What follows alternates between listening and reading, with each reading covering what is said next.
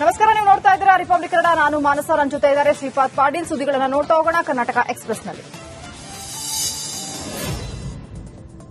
ಬೀದರ್ನ ಬಸವ ಕಲ್ಯಾಣ ನಗರದ ಈದ್ಗಾ ಬಳಿ ನಡೆಯುತ್ತಿರುವ ಸಿಸಿ ರಸ್ತೆ ಕಾಮಗಾರಿಯನ್ನ ಮಾಜಿ ವಿಧಾನ ಪರಿಷತ್ ಸದಸ್ಯ ವಿಜಯ್ ಸಿಂಗ್ ವೀಕ್ಷಿಸಿದರು. ರಸ್ತೆ ಕಾಮಗಾರಿ ಕಳಪೆಯಿಂದ ಕೂಡಿದೆ ಎಂಬ ದೂರುಗಳು ಸಾರ್ವಜನಿಕರಿಂದ ಬಂದ ಹಿನ್ನೆಲೆ ಕಾಮಗಾರಿ ನಡೆಯುತ್ತಿದ್ದ ಸ್ಥಳಕ್ಕೆ ಭೇಟಿ ನೀಡಿದ ವಿಜಯ್ ಸಿಂಗ್ ಕಾಮಗಾರಿಯನ್ನ ಗುಣಮಟ್ಟದಿಂದ ಮಾಡಬೇಕೆಂದು ಸೂಚಿಸಿದರು.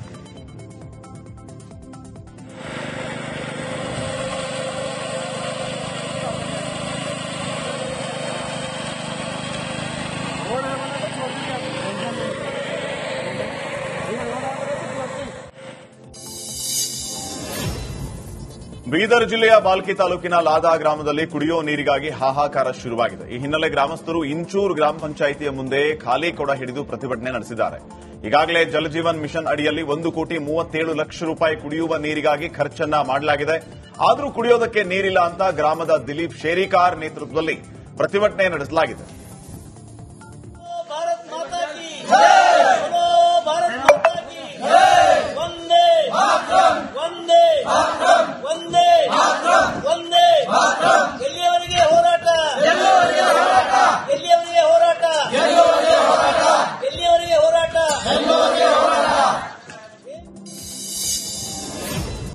ಅಮಾನತು ರದ್ದಾಗಿ ಮರಳಿ ಕರ್ತವ್ಯಕ್ಕೆ ಬಂದ ಶಿಕ್ಷಕನಿಗೆ ವಿದ್ಯಾರ್ಥಿಗಳು ಗ್ರ್ಯಾಂಡ್ ವೆಲ್ಕಮ್ ಮಾಡಿದ್ದಾರೆ.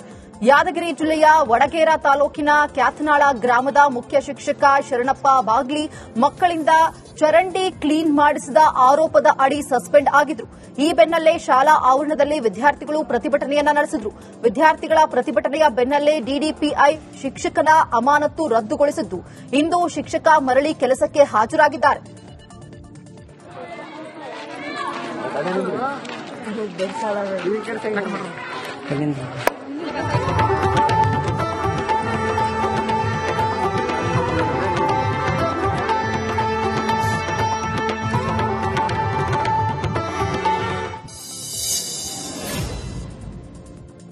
ವಿಜಯನಗರ ಜಿಲ್ಲೆಯ ಹೊಸಪೇಟೆ ತಾಲೂಕಿನ ಇಂಗಳಿಗೆ ಗ್ರಾಮದ ಬಳಿ ಮಿನರಲ್ ಬೆನಿಫಿಷಿಯೇಷನ್ ಪ್ಲಾಂಟ್ ಸ್ಥಾಪನೆಗೆ ರೈತರು ಆಕ್ಷೇಪವನ್ನು ವ್ಯಕ್ತಪಡಿಸಿದ್ದಾರೆ. 9.49 ಎಕರೆ ಪ್ರದೇಶದಲ್ಲಿ ಕಾರ್ಖಾನೆ ಸ್ಥಾಪಿಸುವುದಕ್ಕೆ ನಿರ್ಧರಿಸಲಾಗಿದೆ. ಆದರೆ ಜಿಲ್ಲಾಡಳಿತ ಮತ್ತು ಪರಿಸರ ಇಲಾಖೆ ಅಭಿಪ್ರಾಯ ಸಂಗ್ರಹ ಮಾಡಿದಾಗ ಇದಕ್ಕೆ ಸಾಕಷ್ಟು ವಿರೋಧ ವ್ಯಕ್ತವಾಗಿದೆ. ಈ ಘಟಕ ಸ್ಥಾಪನೆಯಾದರೆ ಸುತ್ತಲಿನ ಕೃಷಿ ಪ್ರದೇಶ ಹಾಳಾಗಿ ಜೊತೆಗೆ ಕೆರೆ ನೀರು ಮಲಿನವಾಗುತ್ತಿದೆ ಅಂತ ಫ್ಯಾಕ್ಟರಿ ಬೇಡ ಅಂತ ಕೆಲವರು ಅಭಿಪ್ರಾಯವನ್ನು ವ್ಯಕ್ತಪಡಿಸಿದರೆ, ಇನ್ನೂ ಕೆಲವರು ನಿರುದ್ಯೋಗಿಗಳಿಗೆ ಇದರಿಂದ ಉದ್ಯೋಗ ಸಿಗುತ್ತೆ, ಹೀಗಾಗಿ ಫ್ಯಾಕ್ಟರಿ ನಿರ್ಮಾಣ ಆಗಲಿ ಅಂತ ಅಭಿಪ್ರಾಯಪಟ್ಟಿದ್ದಾರೆ.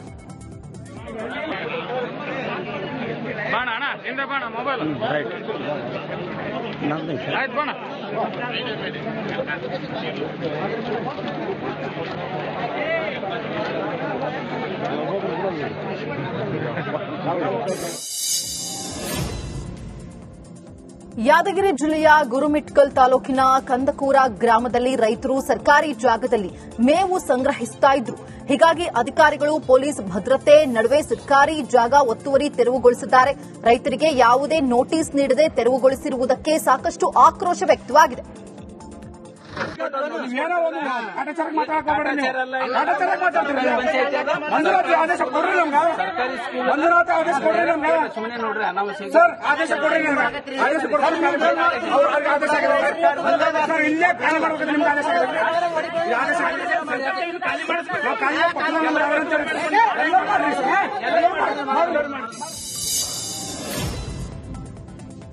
ಕಲಬುರಗಿ ಜಿಲ್ಲೆಯಲ್ಲಿ ಮಗದೊಂದು ಪರೀಕ್ಷಾ ಕ್ರಮ ಬಯಲಿಗೆ ಬಂದಿದೆ. ಎಸ್ಎಸ್ಎಲ್ಸಿ ಪ್ರಿಪರೇಟರಿ ಪ್ರಶ್ನೆ ಪತ್ರಿಕೆ ಸೋರಿಕೆಯಾಗಿದೆ. ಮಾರ್ಚ್ 9-4 ನಡೆದಂತಹ ಸಮಾಜ ವಿಜ್ಞಾನ ಪ್ರಶ್ನೆ ಪತ್ರಿಕೆ ಸೋರಿಕೆಯಾಗಿದ್ದು ಸಾಮಾಜಿಕ ಜಾಲತಾಣದಲ್ಲಿ ಪ್ರಶ್ನೆ ಪತ್ರಿಕೆ ವೈರಲ್ ಆಗಿದೆ. ಇದೀಗ 3 ಯೂಟ್ಯೂಬ್ ಚಾನೆಲ್ ಹಾಗೂ ಇನ್ಸ್ಟಾಗ್ರಾಂ ಖಾತೆದಾರರ ವಿರುದ್ಧ ದೂರು ದಾಖಲಾಗಿದೆ.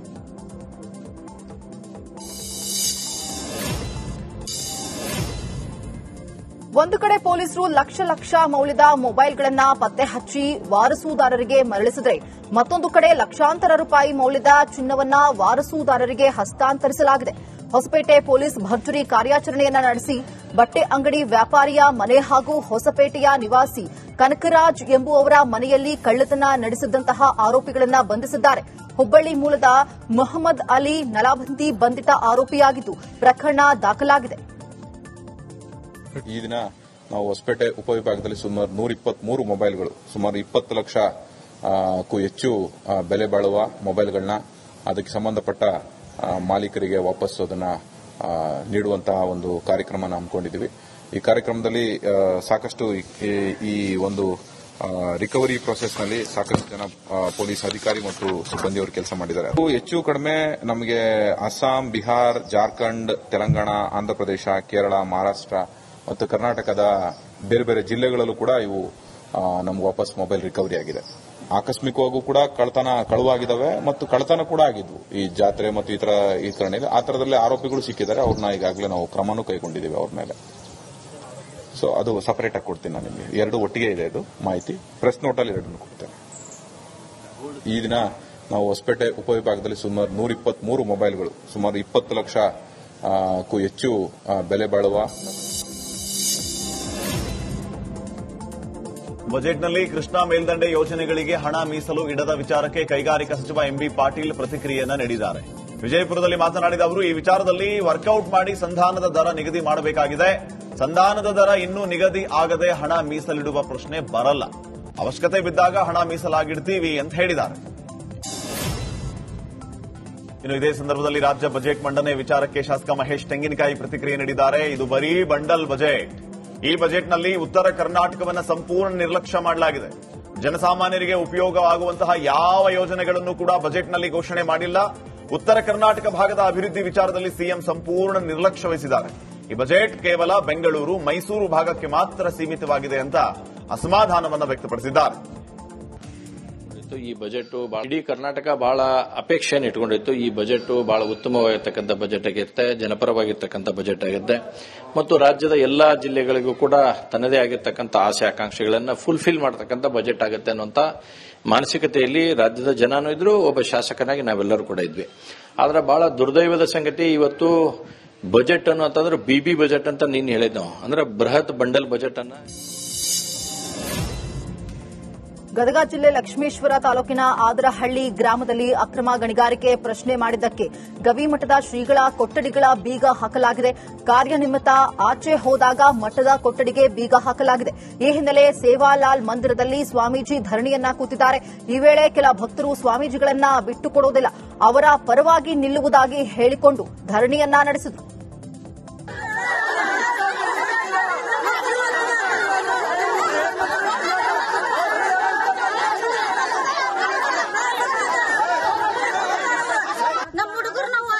ಕಂಪ್ಲೀಟ್ ಕೊಡೋದು, ಹೋಗೋದು, ಬರೋದು. ನಾವ್ ಅನ್ಯಾಯ ಏನ್ ಮಾಡೀವ್ರಿ? ನಾವೆಂತದ್ ಏನ್ ಮಾಡೀವಿ? ನಾವ್ ಕೃಷ್ಣಾಪುರಕ್ಕೆ ಹೋಗಿ ಕರ್ಕೊಂಡು ಬಂದು ನಾವೇ ಕರ್ಕೊಂಡ್ ಬಂದಿ. ಅವ್ರ ಮಂದಿ ಯಾರ್ಯಾರು ಬೇಡ ನಮ್ ಕಡೆ, ಈ ಸ್ವಾಮೀಜಿನ ಬೇಡ ಅಂತೇಳಿ ಅಂದಿದ್ಕ ನಾವು ಬೇಡ ಅಂತೇಳಿ ಹೋಗಿ ಗಾಡಿ ಮಂದಿ ಹೋಗಿ ಕರ್ಕೊಂಡು ಬಂದು ಊರಾಗಿಟ್ಟು ಜಳಕ ಮಾಡಿಸಿದ್ರ ಅರ್ಬಿ ಒಗಿಬೇಕು. ಈ